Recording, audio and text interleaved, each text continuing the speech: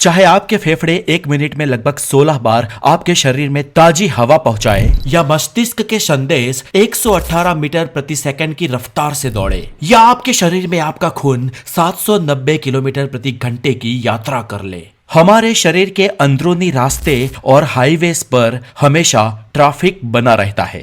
हमारे शरीर के अंदरूनी घुमावदार रोड, एक्सप्रेस हाईवे, सीधे रास्ते, डाइवर्जन और कन्वर्जेंस से युक्त सड़कों को नियंत्रित करने के लिए हमारे शरीर में कोई भी लाल सिग्नल, टोल बूथ या स्पीड ब्रेकर्स नहीं है।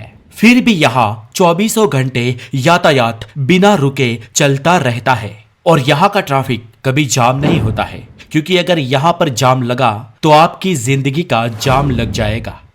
हमारी रोजमर्रा की जिंदगी में मशगूल हम लोग शायद ही कभी इस आंतरिक यातायात के बारे में सोचते होंगे। खैर दोस्तों, आपने ये सोचा हो या ना सोचा हो, लेकिन आज मैं आपको ये सोचने पर विवश जरूर करूंगा। और जब हम इसके बारे में सोचना शुरू करते हैं तो हमारे दिमाग में सबसे पहला विचार आता है कि आखिर हमारे विचारों के ट्रैफिक की गति क्या होती होगी। दोस्तों, आपको बताने की जरूरत नहीं है कि हमारे शरीर में ये जो भी छोटी से छोटी या बड़ी से बड़ी गतिविधियां होती है, इन सभी गतिविधियों, इन सभी काम के पीछे हमारा मस्तिष्क, हमारा दिमाग होता है। और हमारा दिमाग ही है जिसके कारण ये सब चलता रहता है। औसत इंसानी शरीर के दिमाग का वजन करीब 1400 ग्राम होता है और ये उस इंसान के शरीर के वजन का करीब 2% होता है। दोस्तों, हमारा दिमाग क्षमता के मामले में मानव शरीर रचना का सबसे उत्कृष्ट अंग है। इस प्रोसेसिंग सिस्टम के अंदर करीब 85 बिलियन न्यूरॉन्स होते हैं, जो करीब 150 ट्रिलियन न्यूरोनल जंक्शन से जुड़े हुए होते हैं और इन जंक्शंस को सिनेप्स कहा जाता है।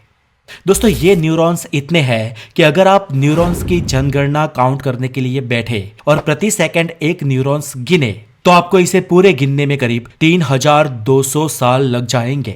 और सिनेप्स की जनगणना करना तो सोचना भी मत दोस्तों, क्योंकि इसकी गिनती अगर आप करने बैठे तो वो 30 लाख साल तक खत्म नहीं होगी।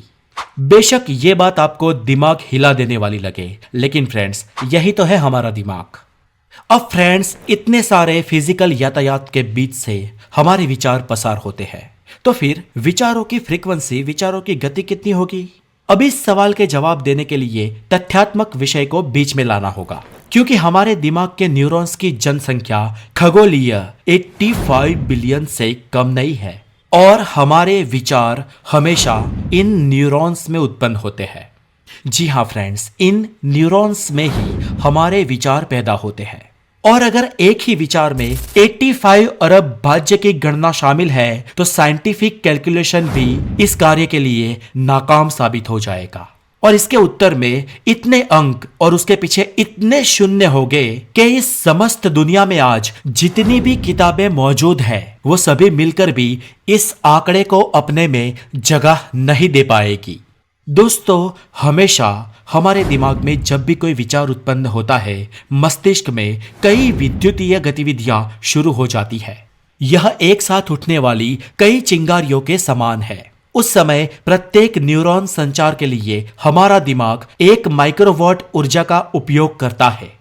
हमारे विचार मस्तिष्क के सेरेब्रल कोर्टेक्स नाम के अवयव में यात्रा करते हैं। मस्तिष्क की यह बाहरी परत है जिसे ग्रे मैटर के रूप में जाना जाता है। और फ्रेंड्स, क्या आप जानते हैं, यहाँ पर विचार 110 किलोमीटर प्रति घंटे की रफ्तार से दौड़ते हैं। और इसी गति का उपयोग करते हुए भारत की मास्टरमाइंड स्वर्गीय शकुंतला देवी ने सुपर कंप्यूटर क्रे 1 को 50 सेकंड के भीतर हरा दिया था। अब दोस्तों, आप समझे हमारे विचारों की गति कितनी तेज है। अब क्वेश्चन नंबर 2 है सबसे इंपॉर्टेंट। आखिर हमारे शरीर के रक्त की यात्रा की गति क्या है? तो यहाँ पर दोस्तों पहली बात समझ लीजिए कि एक औसत इंसान के शरीर में करीब 4.5 से 5 लीटर रक्त होता है और हमारा दिल इस टोटल रक्त को हमेशा प्रति मिनट करीब 72 बार धड़क कर पूरे शरीर में घुमाता है। और हमारे शरीर में ये रक्त करीब 4.8 से लेकर 6.5 किलोमीटर प्रति घंटे की गति से घूमता है। अब दोस्तों सबसे इंटरेस्टिंग बात, हमारे शरीर में कुल वेन्स यानी कि जितनी भी रक्त वाहिनियां हैं, इन सबको एक एक करके जोड़ दिया जाए तो उसकी लंबाई करीब 1 लाख किलोमीटर हो जाएगी। दोस्तों याद है ना, हमारी पृथ्वी का सरकमफियरेंस करीब 40,000 किलोमीटर है। यानी कि एक वयस्क इंसान में रक्तवाहिनियां इतनी होती है कि वो पूरी पृथ्वी को 2.5 बार लपेट सकती है। अब सोचिए कि आपको 6 किलोमीटर प्रति घंटे की रफ्तार से पानी एक से दूसरी जगह पर पहुंचाना हो तो कितना बड़ा पंप चाहिए। और अब ये सोचिए कि अगर ये पानी आपको 5 किलोमीटर दूर तक पहुंचाना हो तो कितना बड़ा पंप चाहिए होगा। और अब ये सोचिए कि ये पानी आपको 1000-2000 किलोमीटर दूर पहुंचाना हो तो कितना बड़ा पंप चाहिए होगा। आखिरकार ऐसा पंप तो इस दुनिया में अभी तक बना भी नहीं है। और अब चौंकाने वाली बात यह है दोस्तों कि हमारे शरीर का एक छोटा सा पंप हमारे रक्त को पूरे शरीर की रक्त वाहिनियों में यानी करीब 1 लाख किलोमीटर के विस्तार में लगातार बार बार घुमाता है, बिना रुके, बिना थके, आपके जन्म से मरण तक एक भी बार बिना स्टॉप हुए। ये छोटा सा कुदरती पंप लाजवाब है ना दोस्तों। और फ्रेंड्स, इस छोटे से कुदरती पंप की अवधि बहुत लंबी होती है। अगर खान पान का ध्यान रखा जाए और इसमें कोई रुकावट ना आए तो इसकी आयु करीब 100 साल तक होती है। अब दोस्तों है नंबर 3, हमारे शरीर में हम जो सांस लेते हैं उस हवा की गति क्या होती है। तो फ्रेंड्स, हमारी प्रत्येक सांस 500 मिलीलीटर यानी कि करीब आधा लीटर ताजी हवा हमारे फेफड़ों में खिंचती है। और ये बात तब लागू होती है जब कोई इंसान रिलैक्सिंग पोजीशन में है, कड़ी मेहनत नहीं कर रहा। और ऐसे में ये हवा हमारे शरीर में 2.5 सेंटीमीटर प्रति सेकंड की रफ्तार से घुसती है। ऐसे जैसे जैसे हम सांस लेते जाते हैं 1 मिनट में करीब 15 से 17 बार फेफड़े हवा प्राप्त करते हैं, जिसकी क्वांटिटी 7.5 से 8 लीटर तक होती है। और इतनी हवा शरीर में मौजूद रक्त में कार्बन डाइऑक्साइड को ऑक्सीजन में बदलने के लिए पर्याप्त है। अब दोस्तों, ये जो हमारे फेफड़ों में ऑक्सीजन जाता है वो फिर हमारे ब्लड स्ट्रीम में घुल जाता है और प्रत्येक सेल में पहुंच जाता है। और फिर ये ऑक्सीजन वेस्ट गैस बन जाता है जिसे हम कार्बन डाइऑक्साइड कहते हैं। फिर हमारी बॉडी फिर से ऑक्सीजन लेती है और इस कार्बन डाइऑक्साइड को बाहर निकालती है। ऐसे सांस की यह गति लगातार चलती रहती है। इसके अलावा हमारे शरीर का मेटाबॉलिज्म भी बायोकेमिकल प्रोसेस करके जो खाना हम खाते हैं उसको सांस लेने के माध्यम से उसमें मौजूद ऑक्सीजन को कार्बन डाइऑक्साइड में बदल देती है।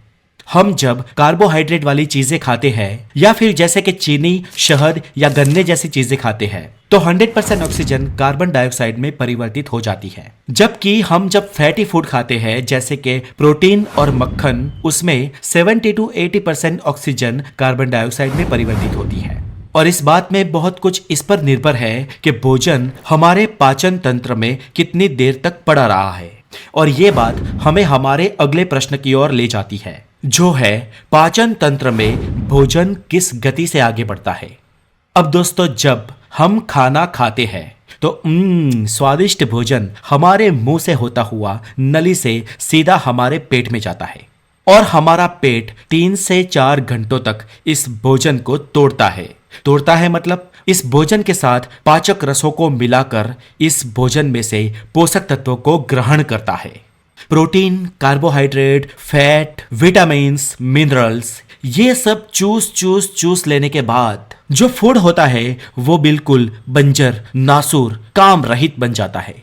इसके बाद हमारा भोजन पेट से गुजरकर स्मॉल इंटेस्टाइल यानी कि छोटी आंत, जो करीब 20 फुट तक लंबी होती है, जी हाँ, छोटी आंत हमारी 20 फीट तक लंबी होती है, उसमें चला जाता है। और इसके बाद भोजन जाता है बिग इंटेस्टाइल में, जिसे हम बड़ी आंत कहते हैं, और ये बड़ी आंत सिर्फ 6 फीट ही लंबी होती है। अब आप ये सोचोगे कि अगर हमारी छोटी आंत 20 फुट तक लंबी है और बड़ी आंत 6 फुट लंबी है तो बड़ी को छोटी और छोटी को बड़ी क्यों नहीं कहते?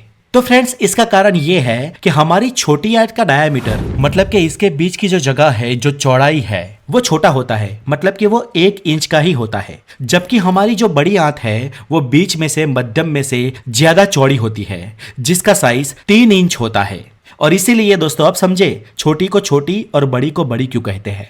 और दोस्तों यहाँ तक पहुंचते पहुंचते ये भोजन गोल गोल छोटी छोटी गेंद जैसा हो जाता है। और ये जो भोजन है वो पूरे पेट में 10 से लेकर 30 सेंटीमीटर पर आवर की गति से आगे बढ़ता है। अब फ्रेंड्स, ये गति थोड़ी बहुत वेरी करती है और ये इस पे डिपेंड करता है कि खाने वाले ने क्या खाया था। और इसके बाद अंततः हमारा भोजन मल त्याग द्वार के द्वारा बाहर निकल जाता है। कोई दिन में 2 बार भी शौच जा सकता है और कोई 1 बार भी। ये इंसान की प्रकृति पर निर्भर करता है। दोस्तों, अब हमारा अगला सवाल है, हमारे शरीर के नर्वस सिस्टम में बहने वाले संदेशों की गति क्या है।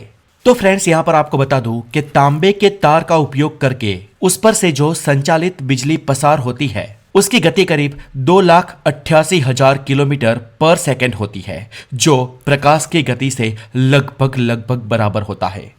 हालांकि तांबे के तार की तुलना में मानव शरीर की नसें बिजली के संकेतों को बहुत ही धीमा कर देती है, जो प्रकाश की गति के 10 लाखवें हिस्से के बराबर होता है।